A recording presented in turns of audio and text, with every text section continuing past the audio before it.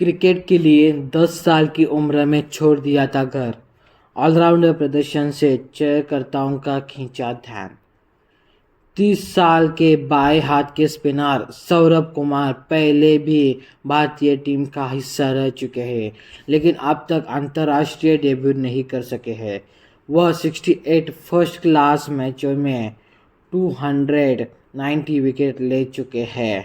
64 run देकर 8 wicket उनके सर्वश्रेष्ठ गेंदबाजी मानी जा रही है गेंदबाजी रही है।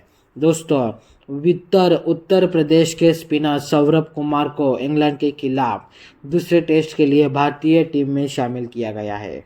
रविंद्र जडेजा और के राहुल चोटिल होने की वजह से विशाखापत्तनम में 2 फरवरी से खेले जाने वाले दूसरे टेस्ट से बाहर हो गए हैं।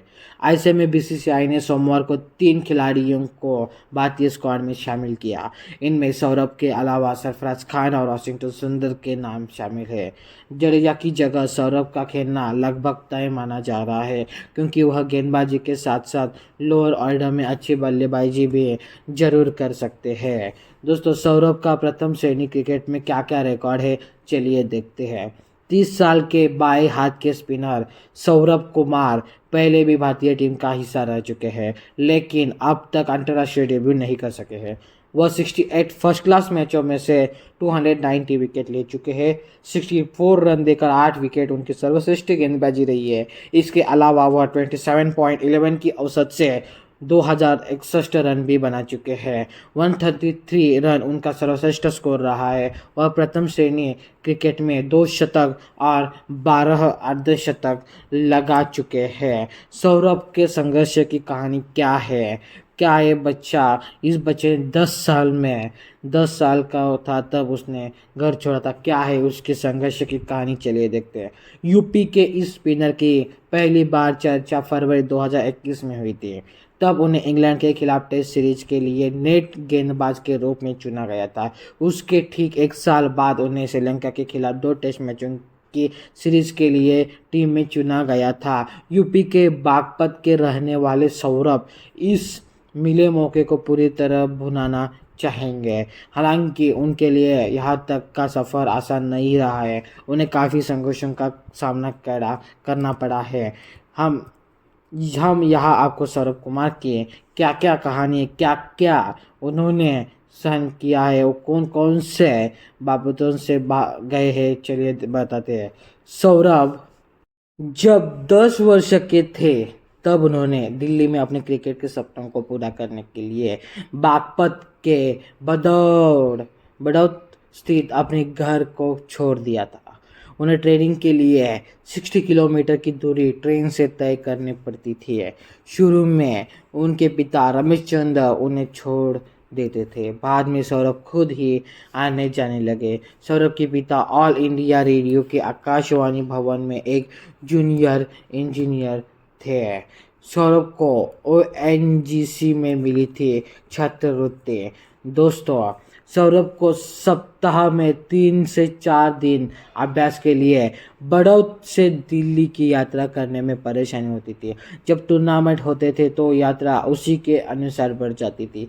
धीरे धीरे सौरभ ने यूपी की एज ग्रुप टीमों में जगह बनाना शुरू किया। अंडर 13 और अंडर 15 टीमों में के माध्यम से अपना रास्ता बनाते हुए उन्होंने 15 साल की उम्र में ओएनजीसी में एक क्रिकेट छात्रवृत्ति भी हासिल कर ली। उन्हें बिशन सिंह बेदी से सीखने का मौका भी मिला। दोस्तों, वायुसेना ने सौरभ को सर्विसेज की टीम का रास्ता दिखाया था। अंडर 16 और अंडर 17 के बाद सौरभ अंडर 19 टीम में भी शामिल हो गए, लेकिन सीनियर टीम का रास्ता कठिन था। उस समय यूपी की टीम में पीयूष चावला, अली मुर्तजा, प्रवीण गुप्ता और अविनाश यादव जैसे स्पिनर थे।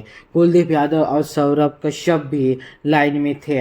इसी बीच भारतीय वायुसेना के अधिकारियों ने उनसे संपर्क किया। यूपी के लिए खेलने की तत्काल कोई संभावना नहीं होने के कारण 20 वर्षीय सौरभ ने उनके प्रस्ताव को स्वीकार कर लिया।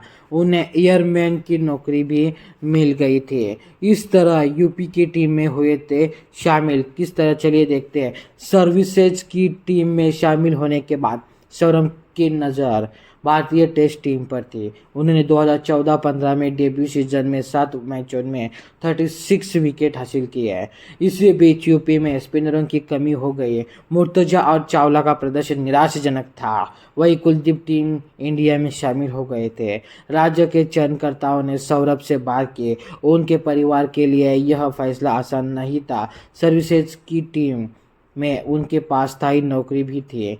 सीनियर टीम में खेलने का भी मौका मिला था। और इसी तरह से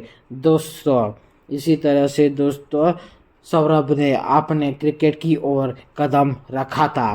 तो आपको क्या लगता है, क्या सौरभ की यह क्रिकेट की कहानी आपको कैसे लगी है? उन्होंने कैसे ट्रैवल किया है क्रिकेट के दुनिया में?